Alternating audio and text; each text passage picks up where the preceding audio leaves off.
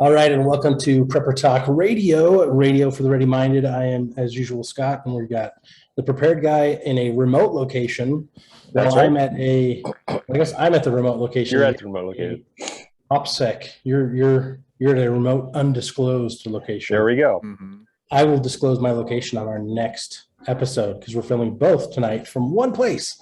So stay tuned for that. And Paris, as usual, is hiding in front of the Prepper Talk Radio banner.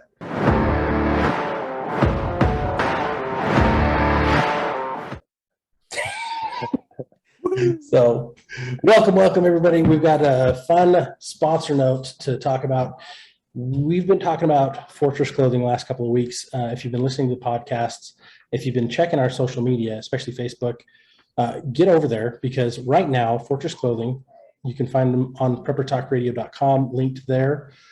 Click that link, and when you get there, type in the coupon code PREPPER. That's all you got to do, and you'll get 20% off. So coupon code is PREPPER for 20% off. Now, Fortress Clothing, the best cold weather gear I've ever seen. Hands down. I've got some. I know Shane keeps talking about getting some. Paris, you keep talking about getting some. It is. I just don't like the cold, so I just stay away from the cold. Yeah, that's an easy way. Exactly. And yet, here we all are in one of the coldest states in the lower 48. So, and my bug out location is in an even colder place. Yep. All the more reason to get some Fortress Clothing. I know. So I will probably break down. You better go check out the link on our bio, or link in our bio. That's our TikTok, my TikTok thing. Where am I today? Go check out preppertalkradio.com.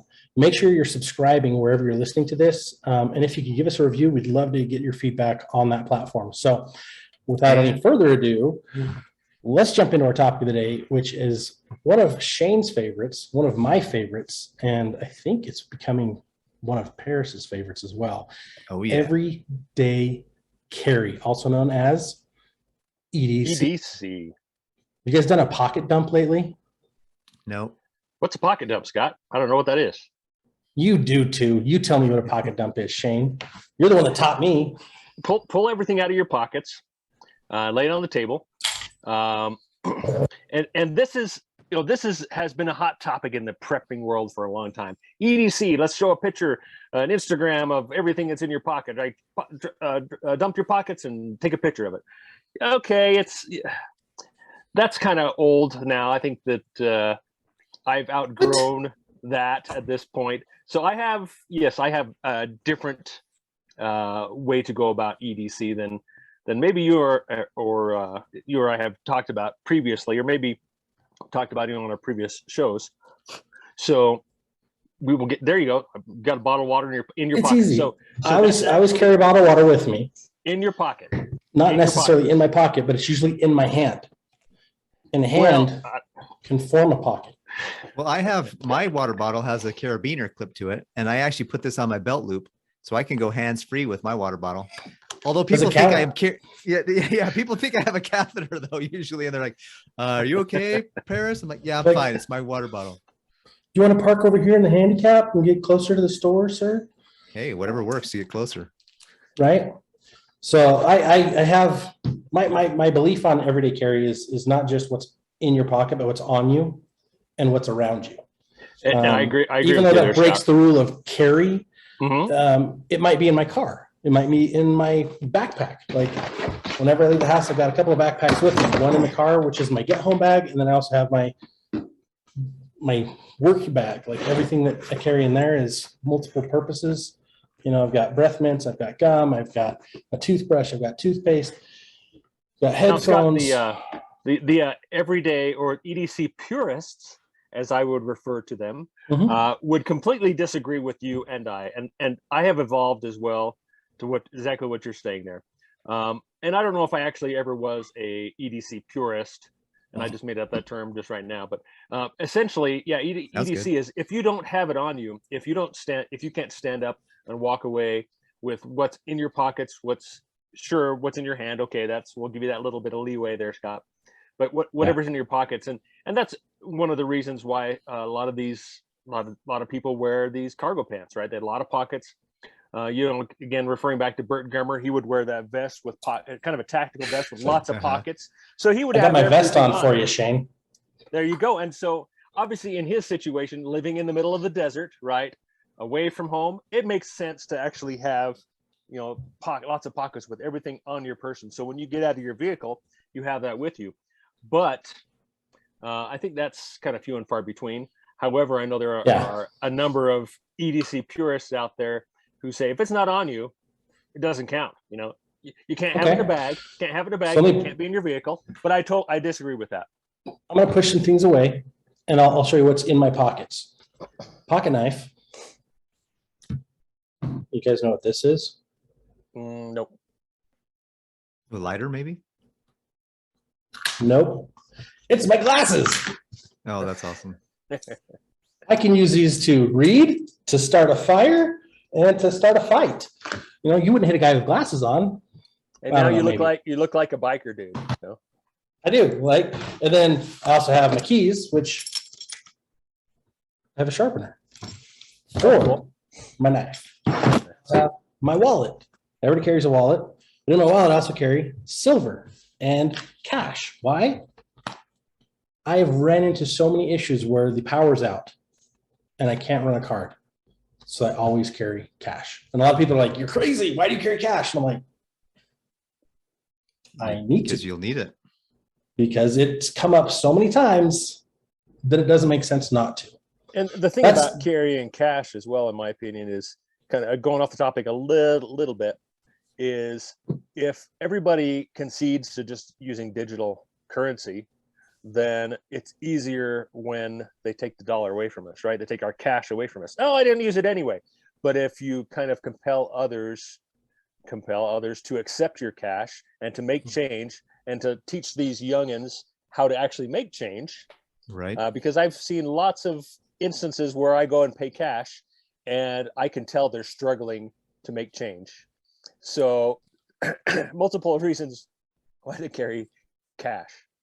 Exactly. And yeah, until we can't do it anymore, I'm going to continue to do it because it just makes so much sense. As much as you can, as much as you possibly can. Absolutely. So that's what's on me. Like that's what's on my person. I also have, you know, a sleeveless jacket, but it's a jacket. Helps keep me warm. So it's a shelter piece. I've got really durable, good boots. They're not in my pocket. Yep. But they're on me. So what's missing, Scott? What are you missing? That's not a whole lot of stuff in your pocket. That's not. But my backpack, I have a ton of stuff. So like I've got flint and steel. I've also got one of my little emergency kits. I'll go into that in a minute. I've got my backcountry ultralight first aid kit, a flashlight, a fire starter, gum. I already told you gum, toothbrush, toothpaste. I also have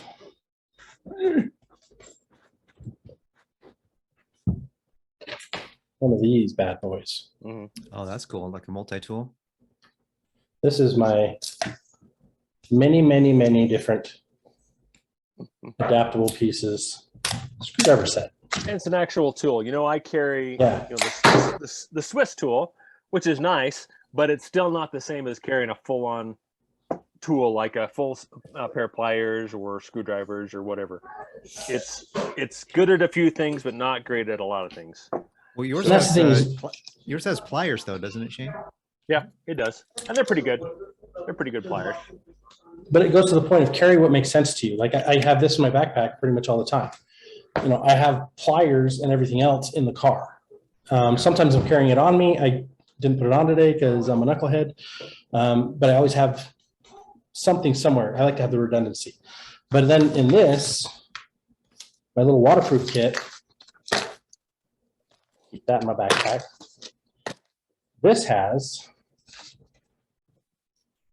a survival stove. That's awesome. Poncho, a compass, more matches, fire starters. Are those waterproof matches?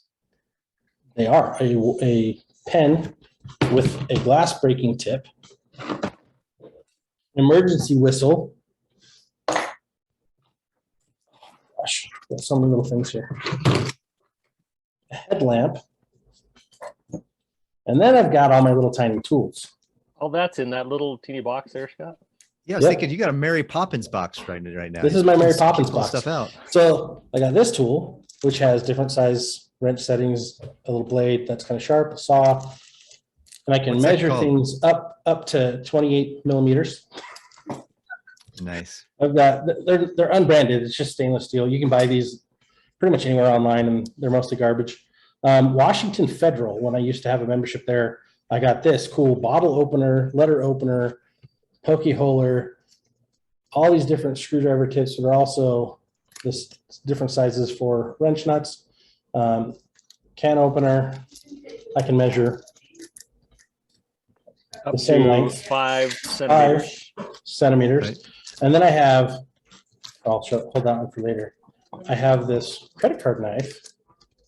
Ooh, So if I can do a pinch, I've got a blade, like in a pinch. It's honestly one of the most useless blades I've ever worked with. But if I need it, You're more likely to cut yourself with it than anything else. yes. And I've gotten so many of these. I've had to drop so many of these in the TSA bins because I forget they're in my wallet. So I try to keep them in this so that I remember to take the clamshell out when I travel. I also have, which I just bent, fishing kit, lures and hooks. And last but not least, this is The Preppercon Ready Man first survival version, card. the Preppercon Ready Man survival card. So this is the first print. We test printed this, and I keep this one in here because it's unbranded, which is kind of cool. Like nobody has that one except for Jeff Kirkham and myself. But I keep, these are my basics. This is what I always have in my clamshell. I keep this in my bag. So anytime I go anywhere with my bag, I've got these tools. I have a bigger multi-tool in the car. Obviously, I've got another bigger first aid kit in the car. I've got more water. This usually carries in my backpack.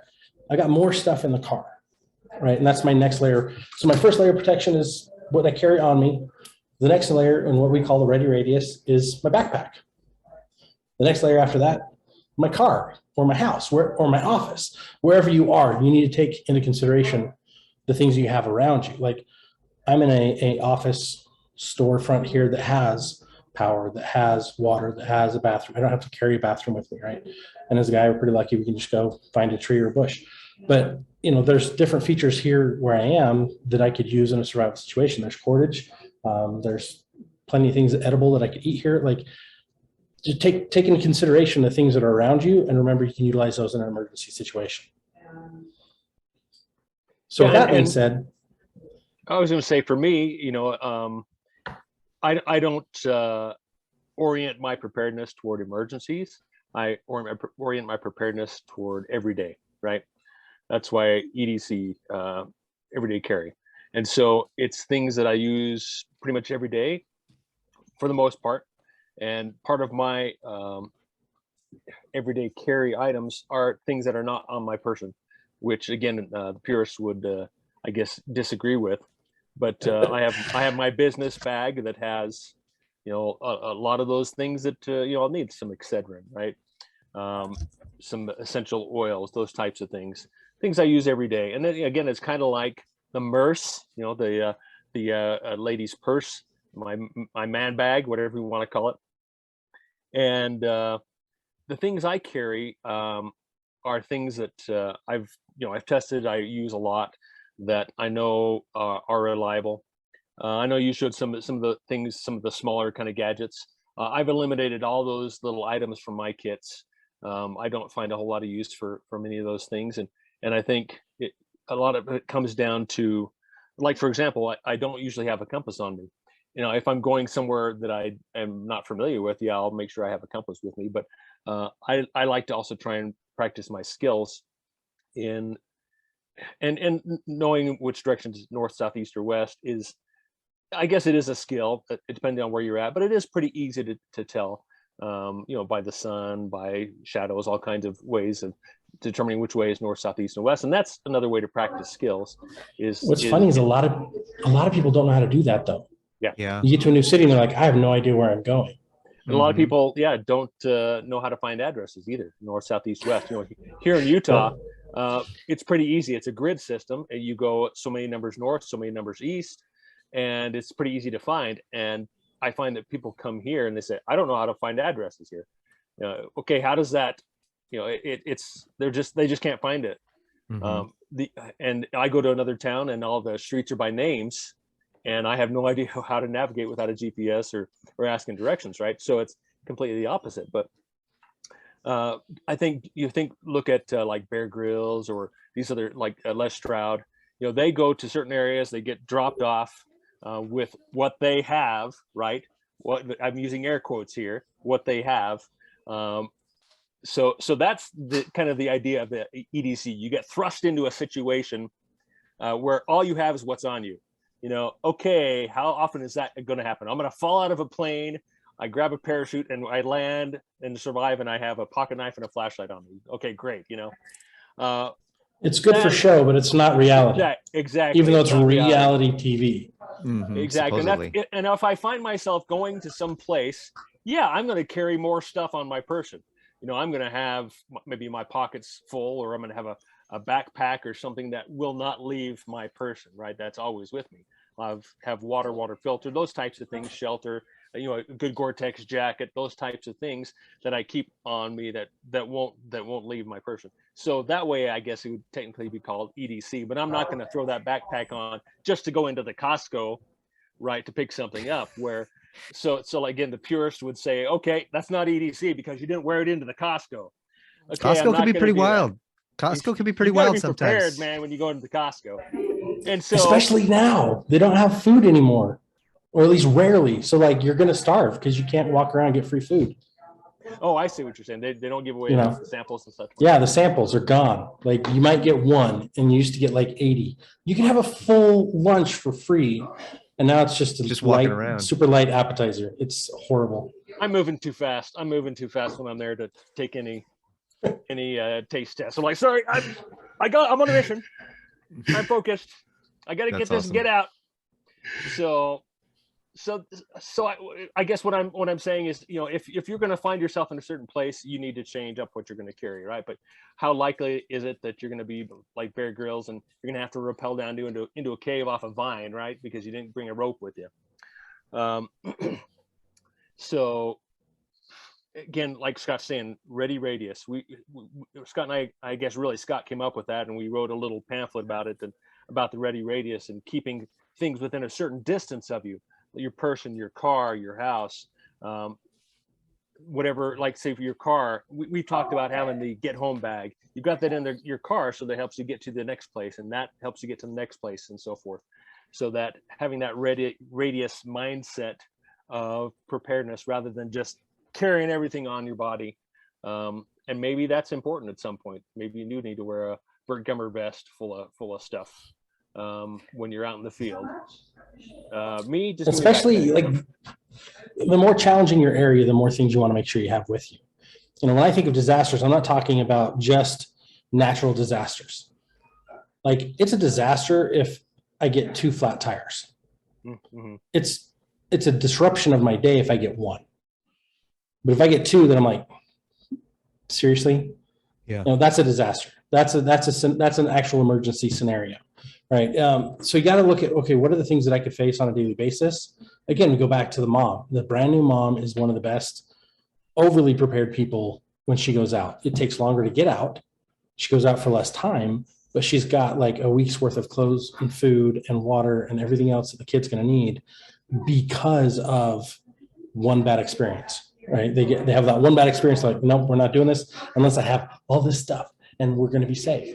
And some people think that's crazy. Other people think that's absolutely wise. And I think it's one of the best places to start.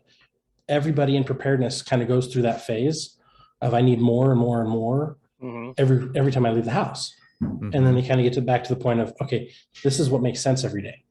Yeah. Shane, you've been doing this so long. It's like, whatever makes sense to you. It's obviously going to be different from me. And it's obviously going to be different from Paris. And, if you're listening, everyone that you're around is going to have slightly different priorities of what to bring with them. Yep. And that's okay. Yep. I remember seeing a funny meme. There was a funny meme that I saw that was about a lady. She says, I understand how men can go out with nothing but on themselves. We have a purse, we have everything in our purse, we have all of our stuff, but these men, they go out there boldly with nothing on themselves, and they somehow they get through the day.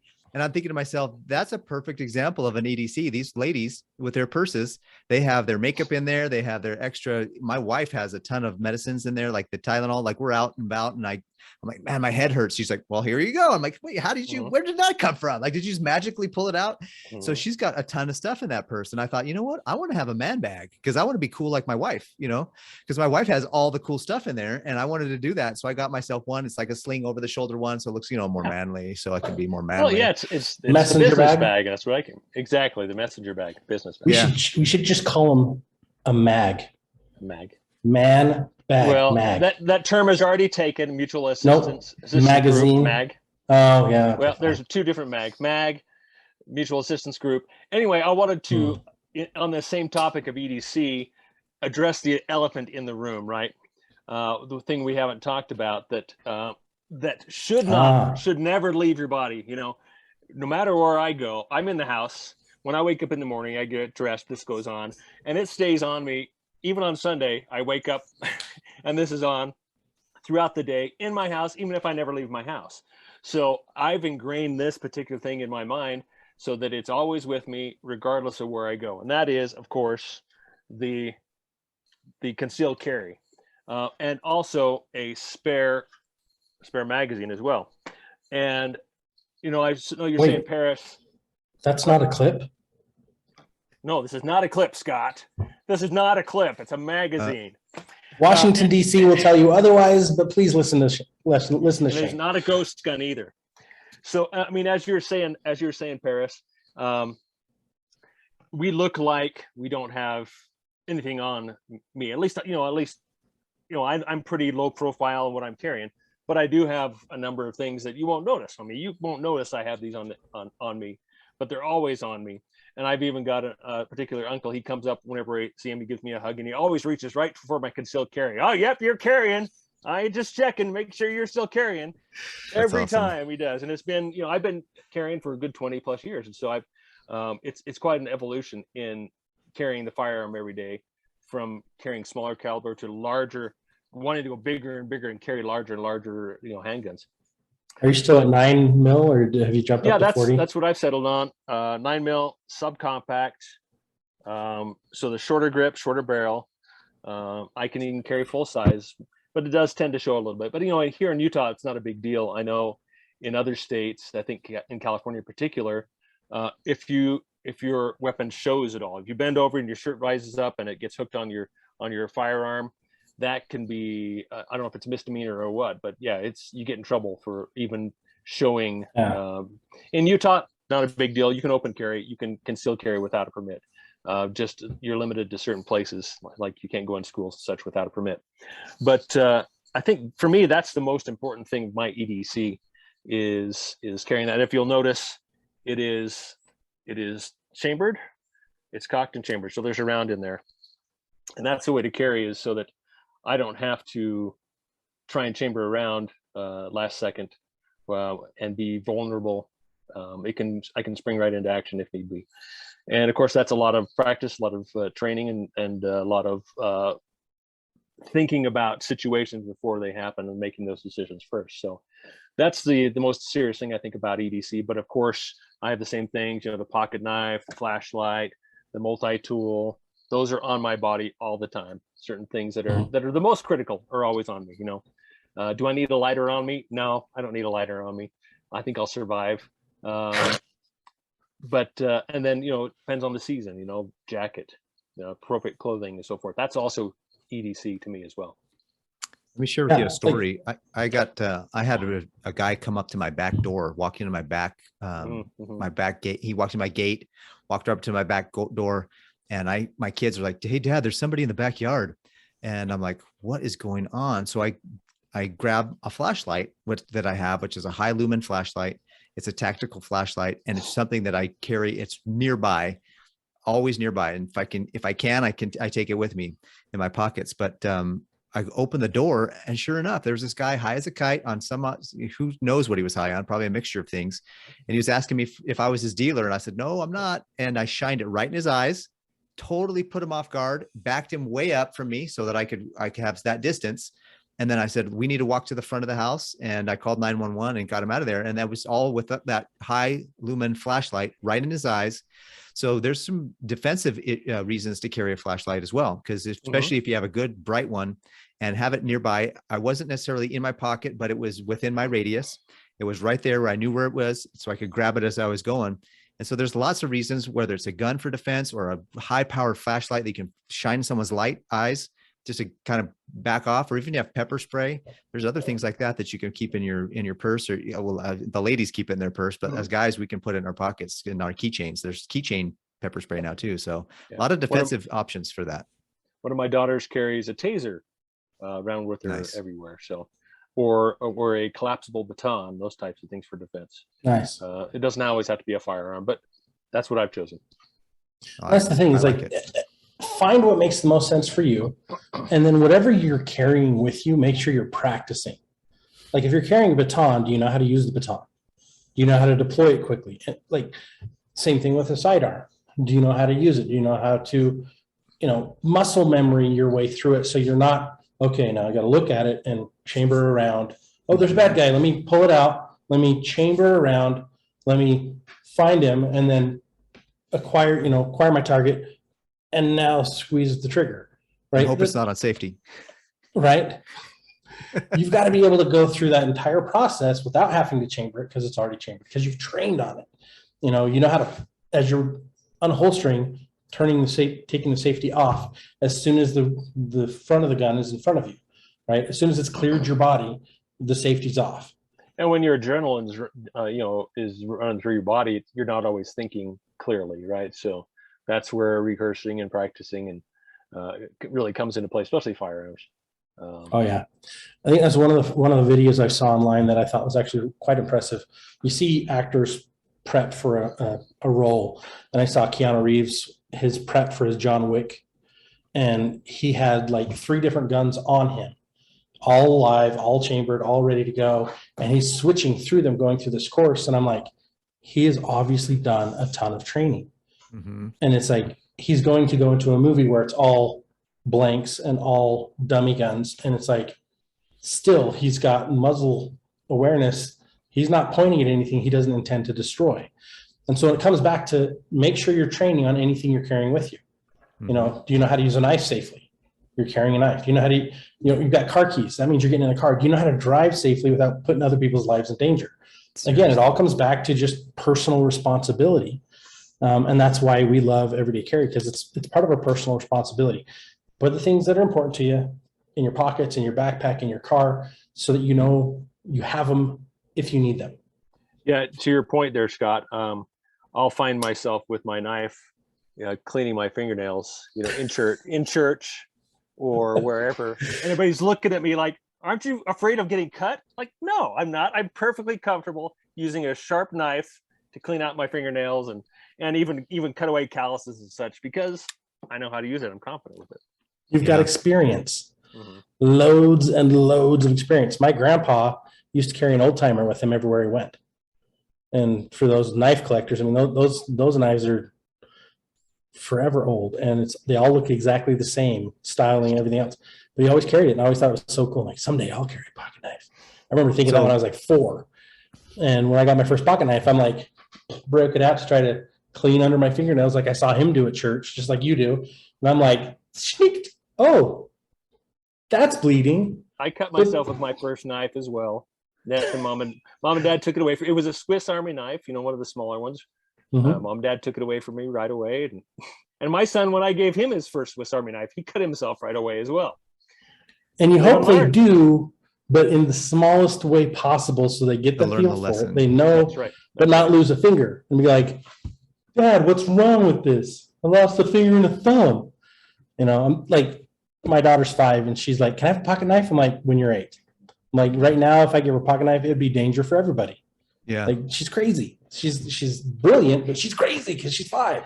Well, Spyderco makes a nice plastic knife that I gave my daughter when she was about that age.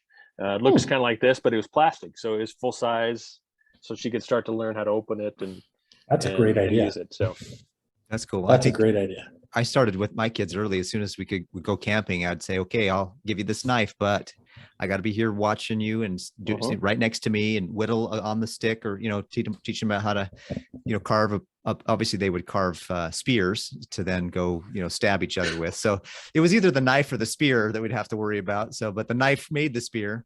And, I think I'd be remiss if I didn't talk about the original Rambo knife in terms of EDC.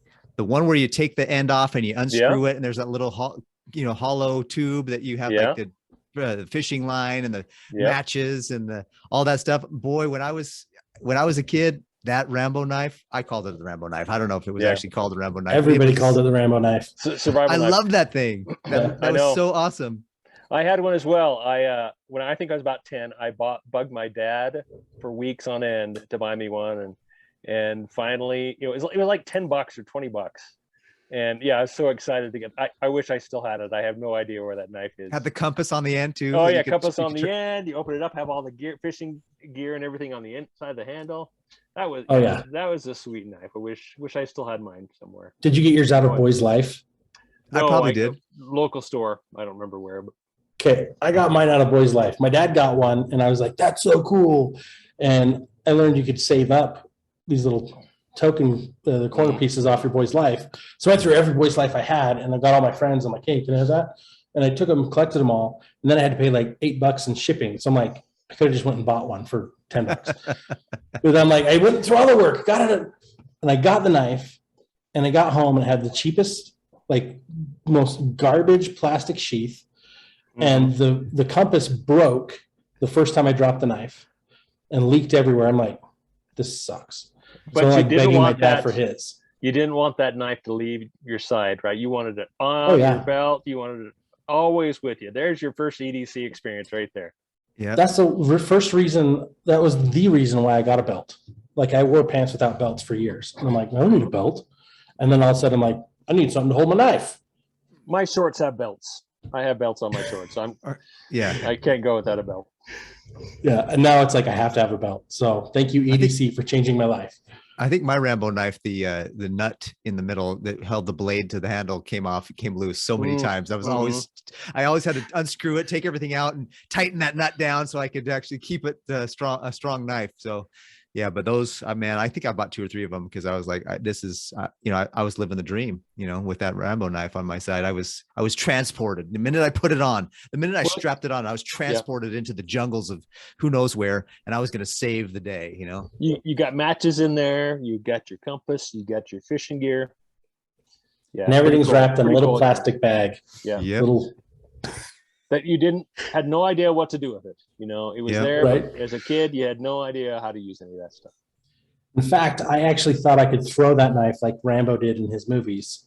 And I threw that knife and ultimately broke it permanently because I threw that knife at a tree, and it was like.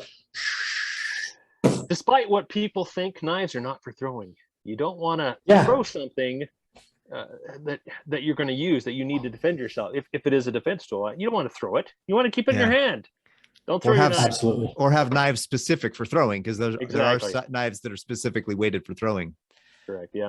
Yeah. Another cool EDC thing. I know we've talked about first aid kits, but one of the things that we were at an event, and I think we were at a store in the middle of nowhere. We're in the middle of everyday life, actually, I should say, not in the middle of nowhere. We were in the middle of everyday life, and this little girl had a cut on her finger, and nobody had a Band-Aid except my wife.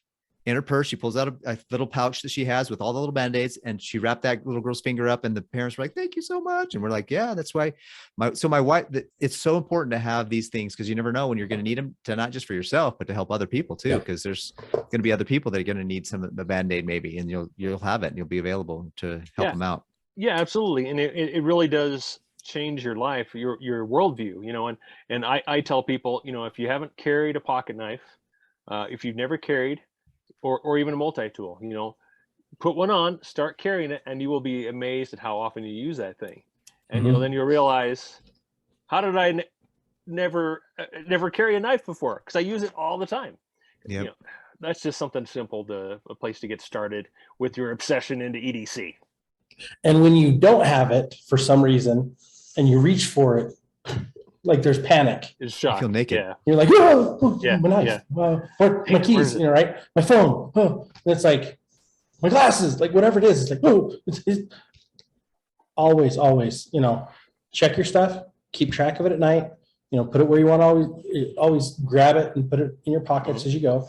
You know, another EDC we don't talk about is your phone, obviously communication tool, internet, and all these other features, but, and it also has a flashlight on it. But at the end of the day, make sure whatever you carry makes sense to you. And if someone's getting on your case about you need to carry this or that, it's your call. Yeah. So with that, we want to thank you for listening to this episode. Remind you about preppertalkradio.com. We have free resources. You can see all the gear we recommend. And right now, if you go to preppertalkradio.com, click on the Fortress Clothing link and use the code PREPPER, you're going to get 20% off. And that's only good to the end of May. So June 1st, say adios to that super cool deal. The only other time I've ever seen a promo close to that is 3 years ago, we did 15% off. And I've only seen 10% since. So guys, 20% off is huge. Yeah. It's an awesome deal. If you're thinking about it, now's the time to get off the fence. If you have questions, call them. They're super helpful, but I highly recommend it. And again, thank you for subscribing to our channel, subscribing to our socials. You can join our Facebook group if you want some more one-on-one coaching with our group. And the engagement in there is amazing. There's so many people that are just willing to help. We've got brand new people in there, and we've got some really, really thoroughly experienced people, not just us three. So come and join it. It's pretty easy to find. Go to Prepper Talk Radio on Facebook and click on that join group button, and you'll be right there in the mix, having fun with us all the time. So until next time, this is Prepper Talk Radio, radio for the ready-minded. We'll see you soon. Take care.